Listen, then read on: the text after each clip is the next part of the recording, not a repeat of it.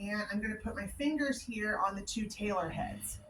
Okay, so how you find that is you kind of go from the malleoli and you kind of drop in until you hit kind of the soft spot right above the ankle.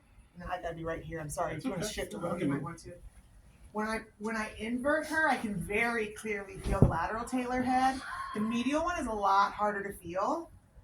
And once you find that one, you're going to go midway between the two. That's subtalar neutral. You put the talus in a neutral position, and then you just do a little dorsiflexion. Not some crazy, ridiculous force, just lock it. What that does is it locks her in a position. Now I can get up and move, and I'm looking down here to see, does her calcaneus line up with the base, or Achilles line up with the base of the calcaneus? Remember, there's a giant fat pad, so you got to get above that. Her calcaneus starts right here. Okay? And then I'm going to look down at her toes. And I'm going to look and I'm going to say, well, you're good. She's got a little, what I'm looking for is that this should line up with her toes. She's got just a very, very subtle 4-foot varus, but very subtle. Okay? So when I'm looking at it, I'm looking here at her calcaneus and I'm looking here at her toes, and they should be pretty equal.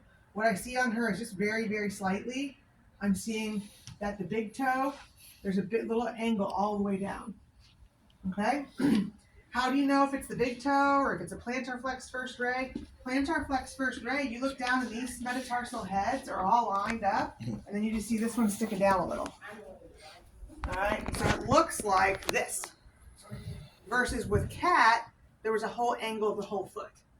So that's a whole 4-foot varus versus something with just the great toe.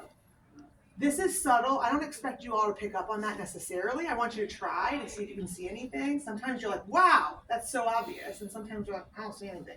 Maybe there's nothing to see. So it's okay.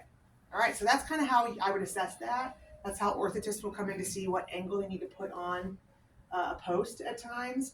It's also where we kind of start the evaluation to see, is this something that I can work with? Is this flexible? Is this rigid? That kind of thing.